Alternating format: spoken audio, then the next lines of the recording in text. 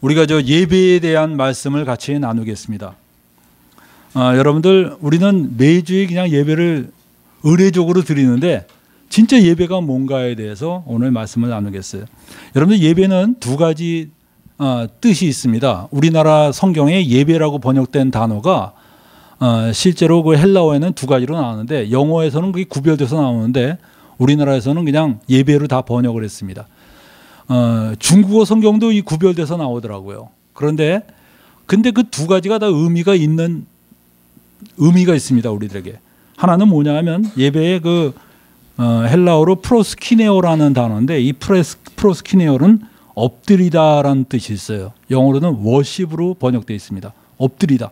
그래서 하나님께 내가 이 경배드리는 존경의 표시를 엎드렸습니다.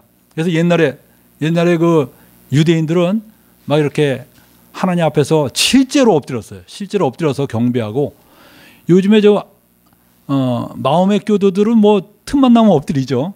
근데 우리는 이제 그런 거는 이제 사라졌지만, 실제로 이 경배하다는 의미가 엎드린다는 의미를 갖고 있다는 걸 우리가 알게 되면, 얼마나 우리가 하나님께 예배드릴 때 우리의 존경하는 마음을 어떤 방식으로도 표현해야 되는데 어떻게 표현할 것인가 생각할 수 있을 겁니다.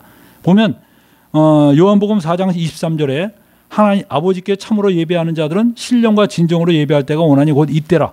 아버지께서는 이렇게 자기에게 예배하는 자를 찾으시느니라 그랬는데, 그때 예배가 바로 워십입니다. 근데 또 로마서 12장 1절에 있는 말씀, 그러므로 형제들아 내가 하나님의 모든 자비하심으로 너희를 권하노니 너희 몸을 하나님이 기뻐하시는 거룩한 산제사로 드리라. 이는 너희의 들이 영적 예배니라. 할 때 이 예배는 헬라어로 라트레이아라 그래갖고 섬기다라는 의미를 갖고 있어요. 서비스, 이런 의미를 갖고 있습니다. 이 두 가지가 다 의미가 있어요. 그래서 여러분이 이 둘 중에 이 로마서 12장 1절만 강조하면서 이게 예배다, 나머지 예배가 아니다 이래도 안 되고, 요한복음 4장에 있는 말씀 가지고 요게 예배다, 나머지 예배가 아니다 이러면 안 됩니다. 이 두 개가 아주 면밀하게 연결되어 있는데, 여러분이 매일매일 삶 속에선 어떤 걸로 예배드립니까? 매일매일 삶 속에선 바로 라트레이아죠. 하나님을 섬기는 그 삶 자체가, 여러분의 삶 자체가 라트레이아가 돼야 되죠.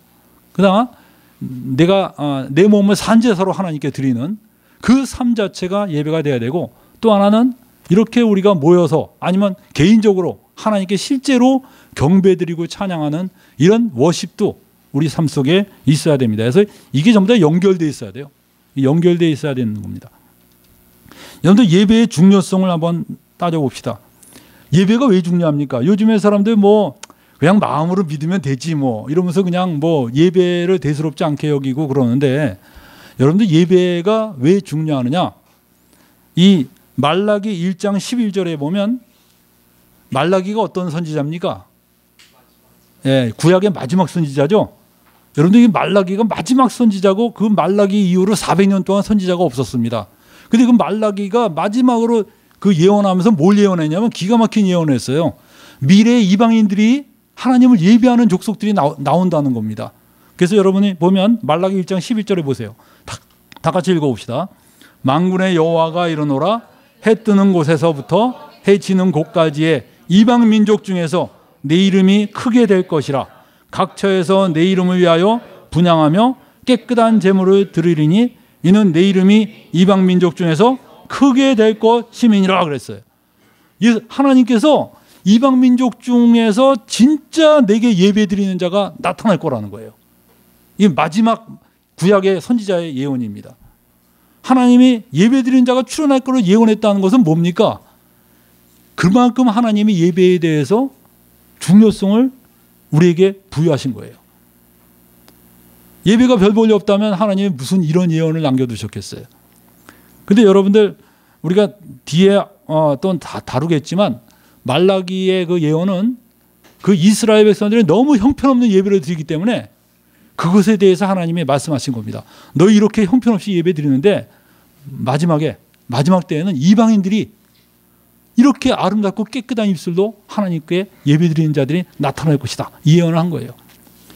그리고 여러분들, 두 번째 예배의 중요성에 이런 말씀이 있죠. 예수님이 사마리아 여자를 만났을 때 예수님이 이렇게 말씀하셨습니다. 다 같이 한번 읽어볼까요? 아버지께 참되게 예배하는 자들은 영과 진리로 예배할 때가 오나니 곧 이때라. 아버지께서 이렇게 자기에게 예배하는 자들을 찾으시느니라. 하나님이 누구를 찾으신다고요? 예배하는 자들을 찾으신대요. 예배하는 자들을. 하나님께서 이렇게 자기에게 예배하는 자들을 찾으시는데 이게 뭘 의미합니까? 그만큼 예배가 굉장히 중요하다는 걸 의미하고 있어요. 우리 한번 상상해 보세요. 하나님이 말라기를 통해서 말세 이방인들 중에서 나를 이렇게 깨끗한 입술로 예배하는 자가 나타난다는 거예요. 그리고 신약에 와서 예수님 입술을 통해서 뭐라고 말씀하십니까? 이런 자들을 찾으러 다니신다는 거야. 그러면 여러분들 예배가 중요해요? 안 중요해요? 매우 중요하죠. 이것은 여러분들 예배가 우리에게 던져지는 의미가 얼마나 중요한가를 말해주고 있어요. 그 다음에 여러분들 세 번째, 예배는 믿는 자의 본능입니다. 여러분들이 하나님을 딱 만나는 순간에 여러분 안에 뭐가 생기냐면 예배 본능이 생겨요. 그래서 여러분이 바로 그냥 엎드리고 하나님을 경배합니다. 너무나 위대하신 분이기 때문에, 너무나 놀라우신 분이기 때문에. 그래서 여러분들 천사들도 여기 계시록에 뭐라고 나왔습니까? 모든 천사가 보좌와 장로대가 네 생물의 주위에 섰다가 보좌 앞에 엎드려 얼굴을 대고 하나님께 경배하고 가로되 아멘. 찬송과 영광과 지혜와 감사와 존귀와 능력과 힘이 우리 하나님께 세세토록 있을지어다 라고 말합니다. 이게 예배입니다, 여러분들. 이게 뭐냐 하면 하나님을 만나는 순간에 여러분이 정말 그 믿음이 생기는 순간에 여러분 안에 이게 본능적으로 생기는 거예요. 그래서 여러분이 예배드리고 싶어하는 마음이 있다는 것 자체가 뭐냐? 여러분에게 굉장히 귀중한 하나님의 성령께서 임하셨다는 거고 귀중한 믿음이 여러분에게 임했다는 증거입니다. 그래서 여러분들 거듭난 성도의 본능은 하나님을 경배하는 것이고 성도의 믿음은 공동체 예배든 개인적인 예배든 그것을 통해서 표출이 됩니다. 신람 장님이 어땠습니까, 여러분들? 정말 주님이 이렇게 눈을 고쳐주셨어요. 그리고서 너 진흙을 발라준 다음에 실롬에 가서 씻어라 그랬어요. 예수님을 본 적이 있어요, 없어요? 장님이 없어요. 그냥 누가 내 눈을 발라주고 가서 씻으라 그래서 씻고 난 다음에 보니까 눈이 떠졌어. 근데 내 눈을 누가 뜨게 해준지 몰라요. 그러다가 그가 나중에 예수님을 딱 만났어요. 그때 이 장님이 뭐라고 그러십니까? 이 장님한테 예수님이 바로 예수님께서 고쳐주신 것을 말씀하시니까 이 장님이 한 행동이 뭡니까? 네가 나를 믿느냐? 그러니까 이 장님이 즉시 엎드려 절하면서 내가 주님을 믿나이다. 생각해 보세요. 내 평생 나면서부터 장님 된 이 사람이 눈이 떴어. 정말 이 위대하신 분, 바리새인들이 자기를 막 공격하는데도요, 이분이 하나님이 보내신 자면 누가 하나님 보내신 거냐 막 버티고 섰어요. 이 거지가, 별 볼림 없는 거지가 그 기라성 같은 학자들한테 덤비면서 나는 이분 믿겠다 이거예요. 근데 그분이 진짜 자기 눈앞에 딱 나타나니까 바로 엎드려서 경배하거든요. 여러분들, 그래서 우리가 구원받은 사람은 본능적입니다. 예배가 본능적이야. 베드로도 그렇죠. 베드로도 이렇게 고기 잡다가 예수님이 깊은 데 던져봐라. 그랬더니 깊은 데 던져보니까 엄청나게 많은 고기가 잡혔어요. 그 순간에 베드로가 뭘 깨닫습니까? 아, 이분 진짜구나. 소문은 들었어. 저분이 메시아라는 소문은 들었는데 긴가민가 했는데 그걸 보고선 바로 진짜구나 깨달았을 때 베드로 행동이 뭐예요? 예? 베드로 행동이 진짜네요 이랬습니까? 그냥? 그걸로 끝나지 않았죠. 즉시 무릎 꿇고 그가 예수님께 엎드렸습니다. 그리고 나를 떠나서서 나는 죄인입니다. 그러니까 예수님이 뭐라 그랬습니까? 나를 따라오너라. 내가 너로 사랑 남는 어부가 되게 하리라. 할렐루야. 여러분들, 이렇게 예배는 예수님을 여러분이 만나고 여러분 안에 진짜 믿음이 생기면 본능적으로 일어나는 게 예배입니다. 그런데 여러분들 예배의 형태는 어떤 형태가 있느냐? 여러분들 예배 형태는 이 두 가지 형태가 있어요. 하나는 뭐냐 하면 사회자 주도식 예배가 있습니다. 사회자 주도식 예배는 여러분들이 일반적인 교회 생활하면서 너무나 많이 봐온 겁니다. 앞에서 다 리드하는 거죠. 그래서 사회자가 있어서 모든 것을 주도하고 리드하면서 찬양과 기도, 말씀 이 모든 것은 미리 계획된 대로 이끄는 그런 예배예요. 여러분들이 이런 예배에 익숙하잖아요. 그죠? 전에 한번 내 조카가 여기 오더니 우리 교회 이상하대 해서 뭐가 이상하냐 했더니 성가대가 없다는 거야. 성가대가. 여러분들 성가대가 없으면 이단이죠? 뭐 너무나 많은 사람들이 어떤 자기가 속해 있는 것에 이렇게 익숙해 있어갖고 그게 틀이 돼버렸어요. 근데 여러분들 그 사회자 주도식 예배는 뭡니까? 이 굉장히 그 매끄럽게 세련되게 잘 이끌어 나갈 수가 있어요. 근데 그 집회는 주로 예수 잘 안 믿는 사람들을 이끌어갈 때 좋은 집회입니다. 전도 집회 같은 게 사회자 주도식을 하면 참 좋아요. 그래서 여러분들이 사회자 주도식 예배는 굉장히 빠른 진행에 몰입될 수 있어요. 몰입될 수 있는데 까딱 잘못하면 극장식 예배가 돼버릴 수 있습니다. 그냥 앉아서 구경하는 예배예요. 그냥 구경하는 거야. 뭐 내가 잡생각해도 아무 문제가 없죠. 뭐 기도합시다 그러면 다 자고 있고, 장로님 기도할 때 특히 잘 자지 않습니까? 사람들이. 특히 기니까. 그래도 예수님의 이름으로 기도합니다. 그거 언제 포착했는지 그때는 다 같이 아멘 하면서 깹니다. 근데 여러분들 그런 것들이 전부 다 뭐냐? 이 사회적 주도식으로 막 되니까 너무나 끌려갈 수 있어요. 근데 그게 전도 집회는 굉장히 유용한 그런 집회 모임 형태입니다. 두 번째는 전체 참여식 예배입니다. 전체 참여식 예배는 모든 성도들이 예배의 참여자가 되는 거예요. 그러니까 누가 이끌어가는 게 아니라 성령께서 이끌어 가시는 겁니다. 제가 중국에 교회를 가봐서 가정교회를 갔을 때 이런 형태를 봤어요. 중국의 가정교회 보니까 리더하는 사람이 없어요. 다 그냥 전부 다 둥그렇게 앉아서 예배 드리는데 한쪽 사람이 기도를 합니다. 뭐 샹샹샹샹 하면서 중국어로 막 그냥 막 기도를 해요. 찬양 기도를 합니다. 그리고 또 한 사람이 갑자기 예수 사랑하시면 딱 부르면 다 또 같이 불러요.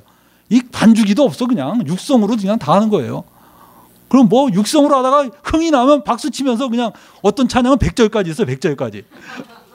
그냥 그리고 또 어떤 사람은 뭐 이렇게 말씀을 갑자기 읽습니다. 그냥 말씀을 읽고 기도하고 찬양하고, 이게 뭐 설교하는 사람도 없어. 모든 사람이 그 속에서 하나님을 경배하고 있어요. 이게 전체 참여식 예배입니다. 여러분들 이 예배는 초대교회 형태가 이런 스타일이었어요. 초대교회 형태는 모든 사람이 그냥 참여하는 그런 예배였습니다. 그 주인이 누굽니까? 예수 그리스도였어요. 그래서 여기 보면 성경에 한번 골로새 3장 16, 17절 읽어볼까요? 그리스도의 말씀이 너희 속에 풍성히 거하여 모든 지혜로 피차 가르치며 권면하고 시와 찬미와 신령한 노래를 부르며 마음의 감사함으로 하나님을 찬양하고 또 무엇을 하든지 말에나 이래나 다 주 예수의 이름으로 하고 그를 힘입어 하나님 아버지께 감사하라. 그래서 보면 서로 피차 가르치고 권면하고 시와 찬미와 신령한 노래를 부르는 이런 역동적인 그런 예배입니다. 근데 여러분들 이런 역동적인 예배, 이건 참여자에게는 굉장히 역동적이에요. 근데 구경하는 사람한테는 이것처럼 지루한 예배가 없습니다. 과거에 정말 이 강동교회 와서 예배를 참여한 어떤 사람이 관찰기를 썼어요. 딱 봤는데 이 사람은 구경하는 겁니다. 근데 여기 있는 사람은 다 참여하는 사람들이거든. 정말 성령의 감동하심을 따라 어떤 사람은 기도하고 어떤 사람은 찬양하고 막 그래요. 근데 그게 인터벌이 생겨요. 예를 들면 1분 정도 여러분이 조용히 묵상할 수 있잖아요. 뭐 그냥 끝나자마자 막 팍팍팍팍 이게 이루어지는 게 아니고 조용히 묵상하면서 어떤 사람이 갑자기 감동받아서 기도할 수도 있고 그래요. 근데 구경하는 사람은 그 1분이 어떻게 느껴지느냐? 완전히 긴 거예요. 이건 뭐 하고 아무것도 안 하고 있는 거야 지금. 이 사람들은 다 주님을 경배하고 주님을 묵상하고 주님을 높이고 있는데 혼자서 눈을 왔다 갔다 뛰면서 지루한 거야. 그래서 여러분들 전체 참여식 예배는 거듭나지 않은 사람이 참여하면 안 됩니다. 거긴 거듭난 사람들, 진짜 예배를 드릴 수 있는 사람들이 참여해서 자기가 예배자가 되어서 드려지는 거예요. 누구도 판단하지 않습니다. 저 사람은 왜 저렇게 예배드리지? 저 사람은 왜 손을 뭐 들든가 저 사람은 왜 이렇게 발을 왜 꼬고 앉았어? 이런 거 판단하면서 예배 드리는 사람 하나도 없어야 돼요. 오로지 내가 하나님 앞에서 그대로 드려지는 게 바로 이 전체 참여식 예배입니다. 그래서 여러분이 우리 교회가 처음에 성찬 예배는 바로 이런 식으로 드리죠. 이런 예배 형태가 상당히 우리에겐 익숙하지만 아마 그 일반 교회 다니는 사람들한테는 익숙하지 않을 겁니다. 상당히 어색할 거예요. 사회자가 매끄럽게 인도하지 않고 내가 여기 앉아서 난 뭐 하나. 근데 여러분이 난 뭐 하나 하면서 두리번거리면 진짜 재미가 없는데 여러분이 정말 나도 성령의 인도하심 따라 내가 여기 참여해야 되겠다 하는 순간에 갑자기 여러분의 심장이 뛰기 시작하면서 성령의 감동하심이 있기 시작할 거예요. 아시겠어요? 그 다음에 우리 예배 요소를 봅시다. 예배 요소는 어떤 게 있을까? 여러분 예배 드린다 그러면 필수 요소가 뭡니까? 예배의 필수 요소. 여러분들 한번 얘기해 보세요. 예배의 필수 요소가 뭡니까? 어떤 사람들이 이렇게 얘기합니다. 설교! 이렇게 얘기합니다. 그래서 설교. 어떤 사람 보니까 예배를 어떻게 참여하냐? 목사님 설교 시작할 때 싹 앉았다가 끝나면 싹 나간대. 그 사람은 예배 참석한 게 아닙니다. 설교 들은 거지 예배 참석이 아니에요. 예배는 뭐냐 하면 하나님을 경배하는 겁니다. 설교만 듣고 가는데 무슨 언제 경배할 틈이 어디 있었어? 여러분들 예배는 설교 듣는 거 아니에요? 예배는 하나님을 경배하고 찬양하고 높이는 건데 그 하나님을 경배하고 찬양하는 것에 있어서 가장 핵심적인 역할을 하는 게 뭐냐? 성찬입니다. 성찬. 오늘날에는 성찬을 6개월에 한 번 하고 3개월에 한 번씩 하는데 실제로는 초대교회 때는 모일 때마다 성찬을 했어요. 성찬이 뭡니까? 성찬이 뭐죠? 떡을 떼는 거죠. 그래서 여러분들 초대교회 때는 이렇게 말했어요. 한번 읽어보세요. 사도행전 2장 42절. 저희가 사도의 가르침을 받아 서로 교제하며 떡을 떼며 기도하기를 전혀 힘쓰니라.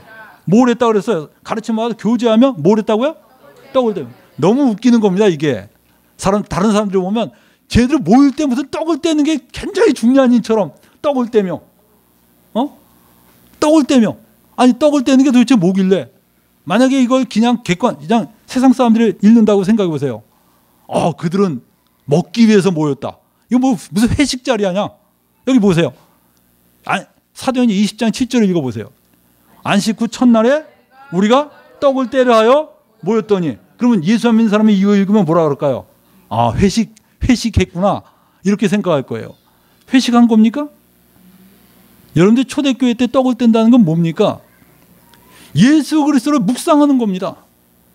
제가 여러분들 누누이 말하지만 주님께서 돌아가시기 전에 그 일주일 동안에 제자들에게 아주 그냥 아주 중요한 교육을 시키셨는데 그 중에 가장 중요한 교육 중에 하나가 이 성찬이었어요.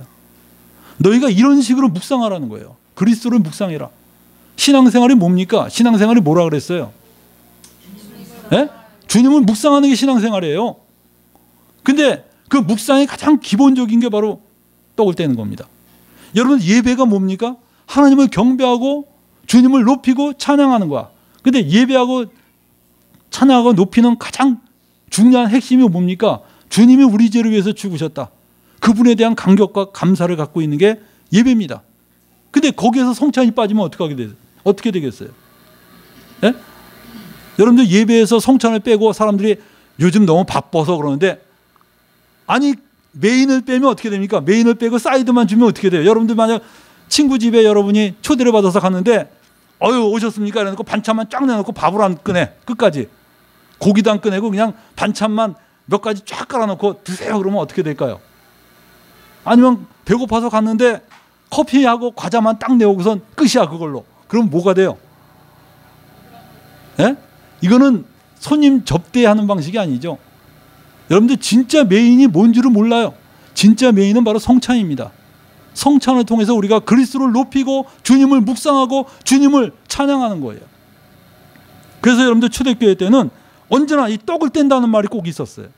사도행전 2장 46절에 한번 읽어보세요. 거기 읽어볼까요? 날마다 마음을 같이하여 성전에 모이기를 힘쓰고 집에서 떡을 떼며 기쁨과 순전한 마음으로 음식을 먹었다. 여기서 성전은 실제로 예루살렘 성전입니다. 거기 예루살렘 성전에 모이기를 힘썼다는 거지 오늘날의 예배당을 의미하는 건 아닙니다. 근데 여기서 보면 집에서 떡을 뗐다 그랬어요. 집에서도 떡을 뗀 거야. 집에서 떡을 뗐다는 게 뭐예요? 335 모여서 했다는 거예요. 제가 어느 큰 중국의 그 교회 가서 이제 물어봤더니 사람이 많으니까 성찬 한번 하려면 시간이 많이 걸린다는 거예요. 그럼 어떻게 해야 됩니까? 시간이 많이 걸리면 시간 줄이는 방법이 없을까요? 성찬하는데 시간 줄이는 방법이 있을까요? 없을까요? 예? 어떻게 하면 돼요? 성찬을 빨리 하려면 그룹으로 나누던가 아니면 성찬을 많이 준비해서 돌리는 사람이 한꺼번에 한 100명이면 10명이 한번 성찬을 돌려봐요. 그러면 10명만 책임지면 되잖아. 뭐 그렇게 시간이 걸리겠어요? 그렇잖아요? 그래서 여러분이 이 성찬을 통해서 성찬이 예배에 아주 굉장히 중요한 요소라는 것을 기억하시기 바랍니다. 저는 가정에서도 가정 예배 드릴 때 성찬해요. 가정 예배 드릴 때 성찬이 얼마나 아름다웠고 귀한지 몰라요. 그리고 깔끔하게 또 끝나잖아. 또 뭐 가정 예배 때 갑자기 설교도 못하면서 그냥 아버지랍시고 설교한다고 그냥 30분씩 설교하고 말해요. 애들이 얼마나 괴롭겠어요. 근데 그냥 가정 예배 딱 드릴 때 성찬하는 거야. 떡 떼고 잔 마시고 주님이 이런 분이시다. 주님을 찬양합니다. 여러분 가정 예배 한 15분이면 끝나. 뭐 10분 만에 끝낼 수도 있어. 그렇지만 주님을 묵상하잖아. 주님을 묵상했다는 게 얼마나 중요한 건데. 그게 진짜 예배의 본질인데 여러분이 바로 그런 식으로 하세요. 그 다음에 여러분들 예배의 요소가 뭡니까? 시와 찬미와 신령한 노래와 하나님의 말씀으로 서로 화답하는 겁니다. 여기 보니까 에베소 5장 19절에 뭐라고 했어요? 시와 찬미와 신령한 노래들로 서로 화답하며 너희 마음으로 주께 노래하며 찬송하며 범사의 우리 주 예수 그리스도의 이름으로 항상 아버지께 감사하며 그리스도를 경외함으로 피차 복종하라. 너무나 아름다운 모습 아닙니다. 아닙니까 이거? 공동체가 모여서 하나님을 시와 찬미와 신령한 노래를 부르고 주님을 찬양하고 서로 화답하는 너무나 아름다운 모습이죠. 이런 예배가 교회 내에서 드려져야 됩니다. 설교는 필수가 아닙니다. 설교 못해도 상관없어요. 제가 왜 설교가 필수가 아니라는 걸 애써 강조하냐면 중국 교회에 갔더니 그 가정교회가 무수히 많은데 그 가정교회마다 메신저가 있을까요? 없을까요? 예? 막 5명, 6명, 10명 이렇게 모이는 곳마다 다 이렇게 탁월한 메신저가 있을까요? 없죠? 그러면 야 우린 설교를 하는 사람이 없으니까 우리 예배 드리지 말자 그러면 될까요? 안 될까요? 그럴 수 없죠. 예배는 여러분들 아까 믿는 자의 본능인데 메신저가 없는 한 우리는 예배 드릴 수 없다. 그럴 수 없습니다. 메신저가 없어도 예배 드릴 수 있어요. 얼마든지 예배 드릴 수 있습니다. 그래서 여러분들 그 설교는 이 설교가 예배의 필수인 것처럼 들어온 것은 로마 국교화되고 난 이후의 일이라고 그러더라고요. 초대교회를 공부한 사람들이 얘기하는데 이거 설교는 초대교회 때는 필수가 아니었대요. 탁월한 어떤 메신저가 나타나면 그 사람이 말씀을 전했지만 평소에 그들이 모였을 때는 그냥 떡을 떼면서 주님을 높이는 걸로 예배를 드렸다는 거예요. 여러분들 예배자가 누리는 복이 있습니다. 여러분들 예배자가 누리는 복이 뭡니까? 첫째는 예배는 믿는 자의 특권입니다. 지금까지 의무라고만 생각했죠. 아유 벌써 일요일이네. 또 가야 되네. 이거 주일날 뭐 이렇게 주일날에 자주 와 이러면서 그냥 그래도 내가 예수 믿는데 예배 드려야지. 의무라고 생각하는 사람은 착각한 거예요. 여러분들 예배는 특권입니다. 하나님은 아무에게나 예배 안 받아요. 여러분들 그냥 뭐 믿지도 않는 사람이 그래도 예배 드리겠습니다 하면 하나님이 뭐가 아쉬운 분입니까? 하나님이 뭐가 부족한 분입니까? 안 부족해요. 하나님 예배 안 받으십니다. 하나님은 누구의 예배만 받으시냐? 진짜 자기 자녀의 예배만 받으셔요. 그래서 여러분들 여기 보면 여호수아에 있는 말씀에 아주 기가 막힌 말씀이 있습니다. 여호수아에 보면 이스라엘 백성들이요 출애굽에서 이렇게 나옵니다. 출애굽에서 나오는데 40년 동안 어땠어요? 하나님의 속을. 예? 말도 못하게 썩였어요. 아무튼 이 40년 동안 노예 근성이 벗겨지질 않았어요. 이들이. 홍해바다 건넜을 때는 방방 뜨던 사람이 홍해바다 건넌 지 한 달 딱 지나니까 벌써부터 불평하기 시작합니다. 물이 없네. 아유 이거 보니까 뭐 부추도 없네. 마늘도 없어. 이러면서 그냥 불평하기 시작해요. 그 다음에 뭐 바위를 쪼개고 막 하나님이 그런 구름기둥 불기둥으로 인도하시고 매일 만나를 주시는데도 나중에 만나 먹다가 또 지겨우니까 고기도 없네 막 그러니까 하나님이 그 다음에 고기도 주십니다. 얼마나 불평이 많은지 몰라. 그래서 이스라엘 백성이 몇 년 만에 가나안에 도착했어요. 예? 에이 아니에요. 여러분들 성경 잘못 읽었어요. 2년 만에 도착했어요. 가나안에. 2년 동안 하나님이 훈련시킨 거야. 그 정도. 그래 2년이면 됐다. 이제 제자훈련 끝났으니까 이제 들어가 봐라 그랬더니 전부 벗당기는 거야. 그래서 뭐라 그런지 알아요? 가나안 족속들이 자기들보다 키가 크다고 이런 얘기를 합니다. 하나님이 우리 죽이시려고 여기까지 끌고 왔구나. 세상에 이런 배은망덕이 어디 있어요? 그러니까 하나님이 어떻게 얘들은 그렇게 훈련을 시켰는데도 믿질 않아 하나님을 끝까지 안 믿어. 그러니까 하나님이 도로 돌아가라. 그래서 몇 년을 돌아갔어요. 아니라니까 또 아까 2년 갔잖아. 에? 38년 이렇게 숫자 개념이 약하면 됩니까? 38년을 방방방방 도는 거예요. 뱅뱅뱅 돌다가 나중에 가나안에 몇 명 들어갔어요? 예? 또 가나안에 2명 들어갔대요. 세상에 가나안에 2명 들어가면 이스라엘 민족이 어떻게 싸웁니까? 예. 출애굽할 때 20세 이상의 사람은 다 죽고 그 20세 이상의 사람 중에 딱 2명 들어갔어요. 여호수아와 갈렙.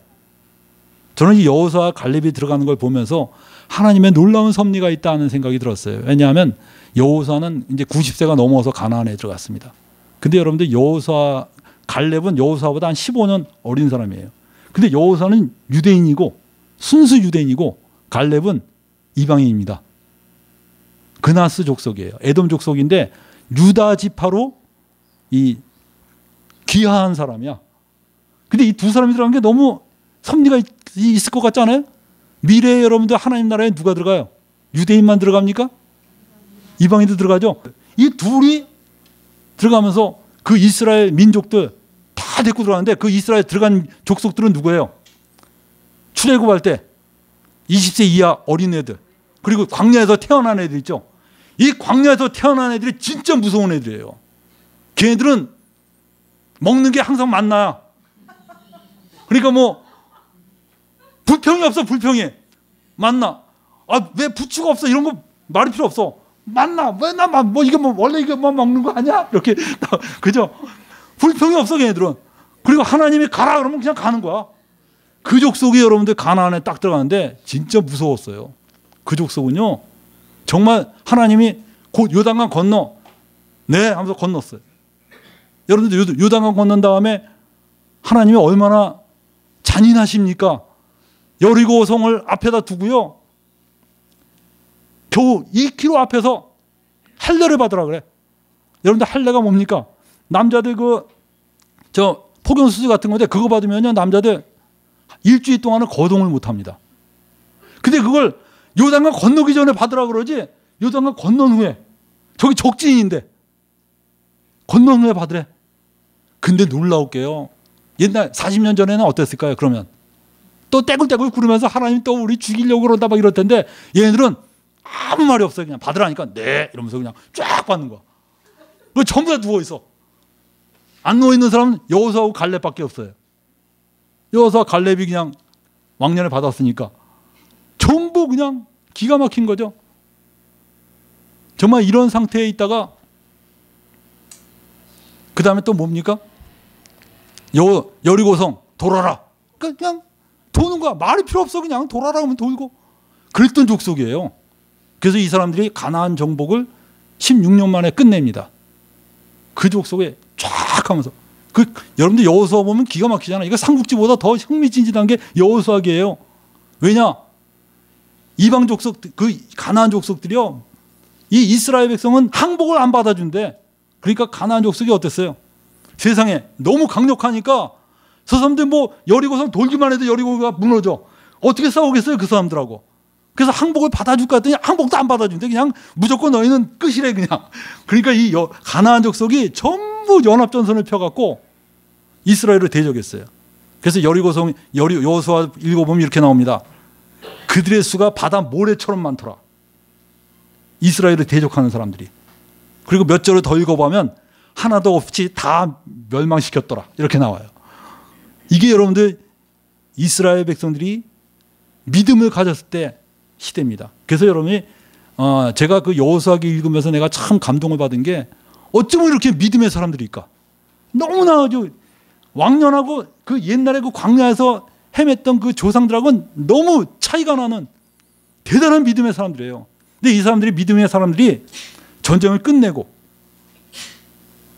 요단강을 다시 건너가게 됐어요. 왜 요단강을 건너가게 됐냐면 요단강을 기준으로 여기가 르우벤 지파 그리고 갓 지파 므낫세 반 지파 이 지파가 요단강 저편에 자리를 잡았습니다. 그리고 나머지 지파가 이 요단강 이편에 자리 잡았는데 여기가 가나안이죠. 그래서 이 사람들이 이 요단강 이편의 땅이 너무나 좋으니까 우리 여기서 살면 안 되냐. 그러니까 여호수아가 너 이거 무슨 소리냐. 이 가나안 정복 전쟁 안 할 거야. 그러니까 이 세 지파가 그랬습니다. 전쟁을 같이 하겠다. 대신 우리 여기서 이 땅을 살게 해달라. 그래서 좋다. 그래서 이 지파들이 전쟁하러 건너왔어요. 그래서 10년 전 동안 싸웠어. 같이. 다 싸우고 정복 다 했어. 물론 다 하지는 못했지만 일부가 남았지만 이젠 거의 끝났어. 그리고 넘어갈 때 이 세 지파가 이 요단강 넘어갈 때요. 어떤 사건이 벌어졌냐. 이 지파가 요단강 이편에다가 거대한 단을 쌓았어요. 그게 엣이라는 단입니다. 그 엣이라는 단을 쌓은 걸 보고 나머지 몇 지파입니까 이게? 10지파죠. 10지파. 므낫세 반 지파니까 여기 반이 또 있어요.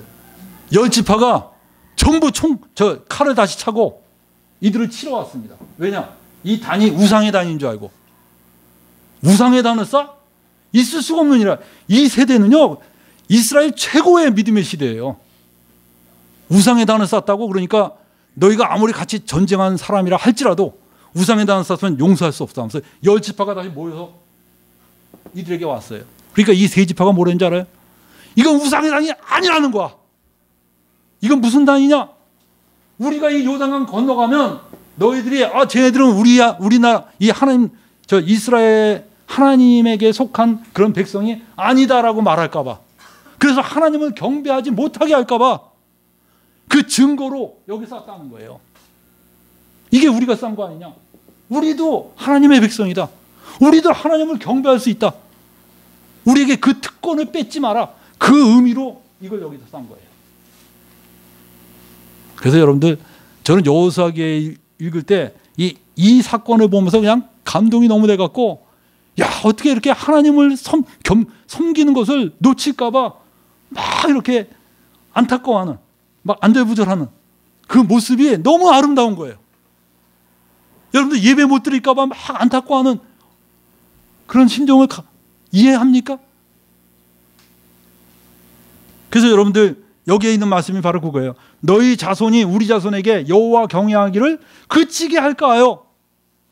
우리 자손들이 똑같은 너희와 같은 하나님의 백성인데 혹시 하나님 경외하는 거 제외시킬까 봐 우리가 여기다 증거 딱 쌓았다.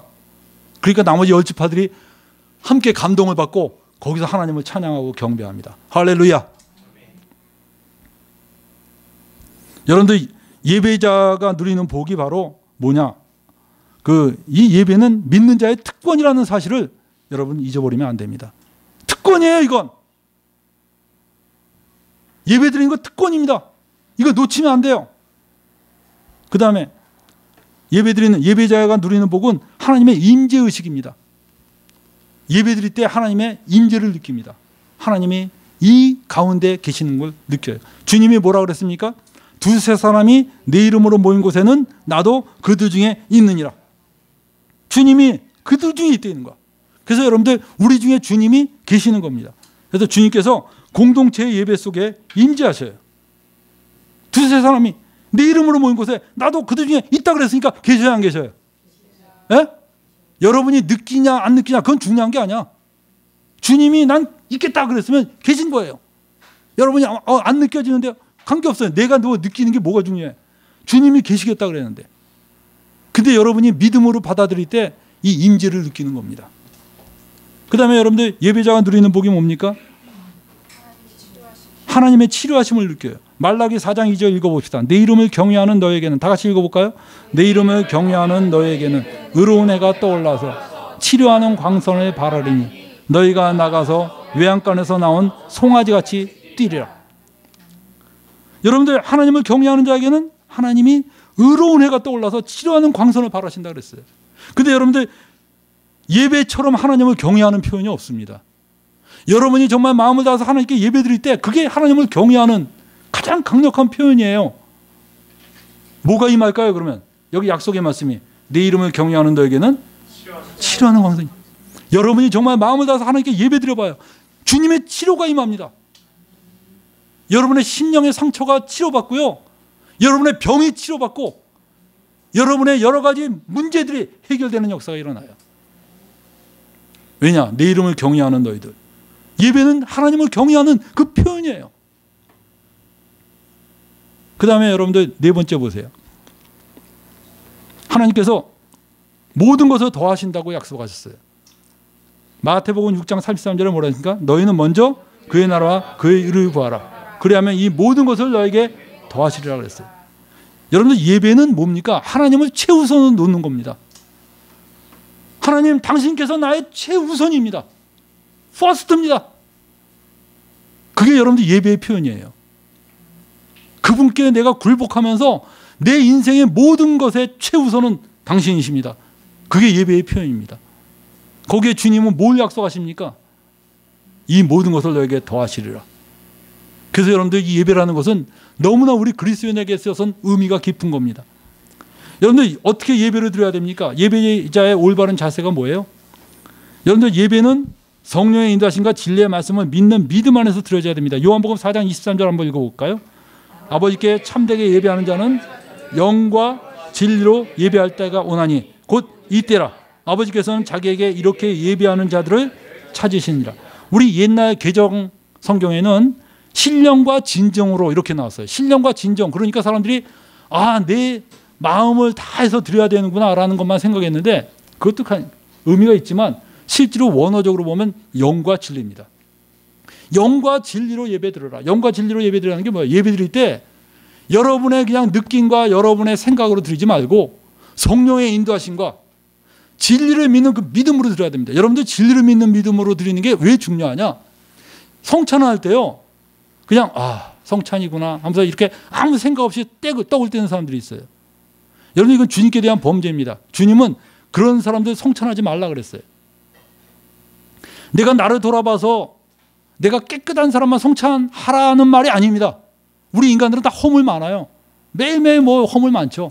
다 성찬할 수 있어요. 문제는 그 성찬의 의미를 모르는 사람은 성찬하지 말라는 거예요. 근데 여러분들 어떻게 저는 성찬할 때 종종 제가 울기도 합니다. 왜 우냐? 나는 주님이 정말 날 위해서 죽으셨다는 걸 팩트로 받아들여요. 그건 팩트야. 누가 만들어서 날 세뇌시킨 게 아니에요. 진짜 주님이 날 위해서 죽으셨다는 걸 난 믿어. 근데 이 믿음은 내가 믿음 다해서 믿은 게 아니고 주님이 내게 주신 믿음이에요. 그러니까 그 팩트로 딱 믿으니까 어떻게 돼요? 함부로 참석할 수가 없는 거야. 감동이 오는 거야. 기쁨이 오는 거야. 우리가 하나님 말씀을 이 팩트로 받아들이고 진리로 받아들일 때 예배가 예배다워지는 겁니다. 그냥 목소리 높이고 굉장히 성악가의 목소리를 하고 사부를 하고 이 악기를 타고 이래서 분위기 띄우는 그게 진짜 예배가 아니고 내 마음이 진짜 진리를 믿고 이걸 팩트로 받아들이고 그리고 성령의 인도하심을 따라 드리는 이 예배가 진짜 예배라는 거예요. 비록 투박해 보이지만 그래서 제가 자꾸 중국 얘기를 하는데 왜냐하면 중국에 그 가정교회 원형이 남아있어서 그래요. 그 가정교회 원형이 남아있는 그 중국교회 가서 제가 눈물을 막 흘린 게 뭐냐면 진짜 이 사람들 진짜 믿더라고. 그리고 찬양을 진짜 목을 다해서 찬양하더라고. 주님을 막 감격에 겨워서 찬양하더라고. 그래서 성령의 감동하심이 있어. 그러니까 거기에 껴있기만 해도 내가 은혜가 돼. 껴있기만 해도. 나는 메마르고 차가운데, 내가 중국 갔을 때 난 메말랐어요. 그래서 막 은혜 받고 싶어서 갔어. 근데 거기 앉아있기만 해도 막 은혜가 되는 거야. 여러분들, 우리 교회 예배가 이래야 됩니다. 성령과 진리를 믿는 믿음으로 충만한 그런 모임의 예배가 돼야 돼요. 이런 예배 여러분들 우리 한번 이루어 봅시다. 그 다음 여러분들 어떤 예배입니까? 예배는 나를 위한 게 아니라 하나님을 위한 겁니다. 누구를 위한 거예요? 많은 사람이 그래요. 아니, 뻔한 얘기를 저렇게 하십니까? 그런데 아니, 뻔하잖아요. 너무나 많은 사람이 자기를 위해서 예배드려요.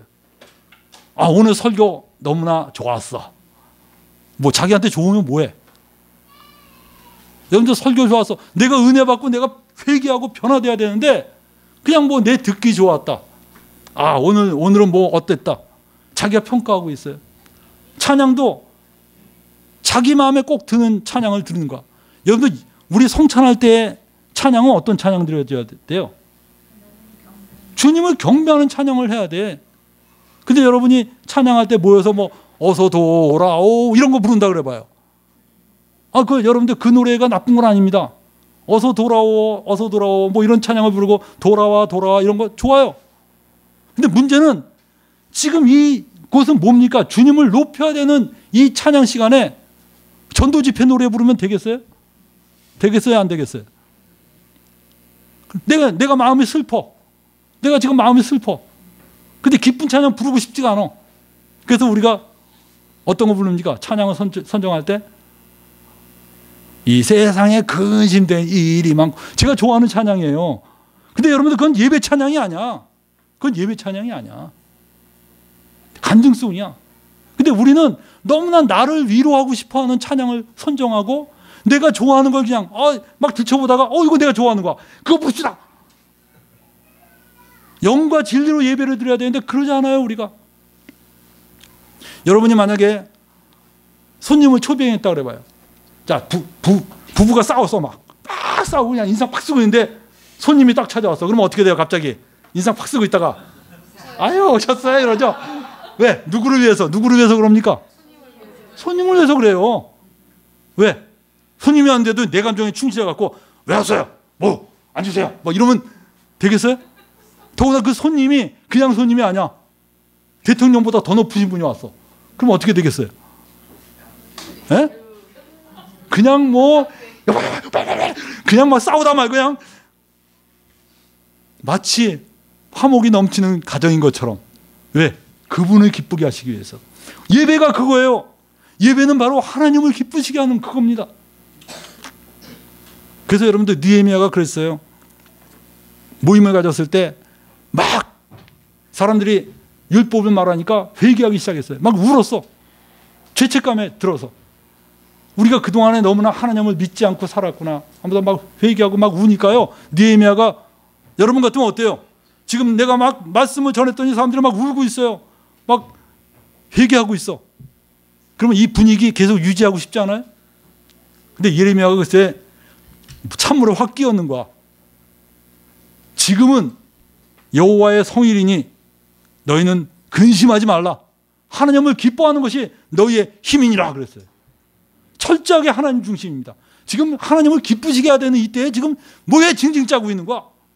여러분들 이거 굉장히 헷갈리는 얘기예요. 근데 왜냐? 진짜 회개는 징징 짜는 게 회개가 아니에요. 여러분들 착각하지 마세요. 눈물 흘리고 이런 거 회개하는 거 하는데 그게 아닙니다. 진짜 회개는요, 내 마음이 하나님을 향하는 게 회개예요. 내가 지금까지는 세상을 향했지만 이제는 하나님을 향하는 그게 회개입니다. 내가 지금까지는 세상을 기뻐했지만 이제는 하나님을 기뻐하는 거, 이게 회개예요. 눈물 흘렸냐 안 흘렸냐 그건 중요한 거 아닙니다. 삭개오가 눈물 한 방울 안 흘렸어도 어땠어요? 주님이 이 집의 구원이 이르렀다 그랬어요. 삭개오가 깔깔깔깔 웃으면서 회개했어. 삭개오 여러분들 웃으면서 회개한 사람이야, 그 사람. 우리는 다 회개하라 그러면 막 떼굴떼굴 구르면서 막 내 죄를 회개합니다 막 이럴 것 같은데 삭개오는요 깔깔깔 웃더니 하는 말이 이 집의 재산을 반을 나눠주겠습니다. 주님이 뭐라 그랬어요? 이 집의 구원이 이르렀다. 회개는 눈물을 흘렸냐 안 흘렸냐, 슬퍼하냐 안 흘렸냐, 그게 중요한 게 아니라 내가 삶이 바뀌는 거예요. 예배도 마찬가지입니다. 예배가 뭡니까? 주님을 경배하는 거야. 주님, 나를 기쁘게 하는 게 아니고 주님을 기쁘게 하는 거야. 할렐루야. 그래서 여러분들, 우리 다음 주서부터 예배 드릴 때 각자 뭐 이렇게 몇 장 부르시다, 몇 장 부르시다 나올 때요. 그거 부를 때요, 여러분들 진짜 선곡 잘하세요. 아시겠어요? 진짜 선곡 잘하세요. 갑자기 그냥 뭐 이러면 이제 긴장하는데, 다시 말하면 뭘 선곡 잘하냐? 진짜 주님을 경배하는 마음으로 가득 차 있으면요, 어떤 노래를 부를지가 떠오릅니다. 어떤 찬양을 불러야 될지가 떠오르어요.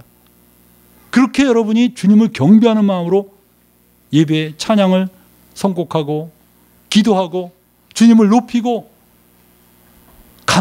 감격에 이 진리를 팩트로 이 정말 하나님의 말씀을 팩트로 믿는 그 믿음 가운데서 드려질 때 감격의 예배가 되는 겁니다.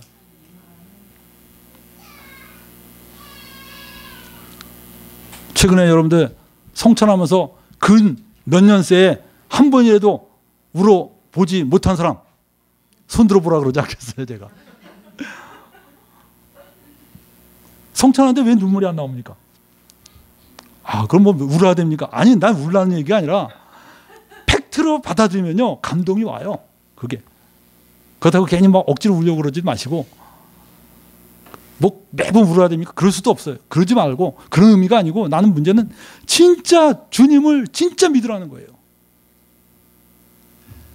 참된 예배자의 자세가 뭡니까? 온 마음을 다해서 우리가 예배를 드려야 돼요. 여기 보면 여러분들 이게 말라기서가 또 나오는데, 말라기 때 어땠습니까? 이스라엘 백성들이요, 하나님께 제사를 드리는데 너무 의례적으로 드린 거예요. 자, 하나님께 제사 드리는데 제사 뭘로 드립니까? 양, 소 이런 거 드리죠. 근데 양을 끌고 오는데 보니까 백성들이 많이 끌고 와요. 근데 제사장들이 그 양 중에 어떤 걸 골라서 바치느냐? 이게 눈이 하나 먼 거, 절름발이. 제사장은 그래요. 어차피 태우는 거 뭐, 이거 태우잖아. 그죠? 태우는 거 뭐, 이거 뭐 꼭 이렇게 정상적이고 토실토실한 거, 이런 거 바치기가 좀 아깝죠. 이런 거는 전부 다 어디로 빼요?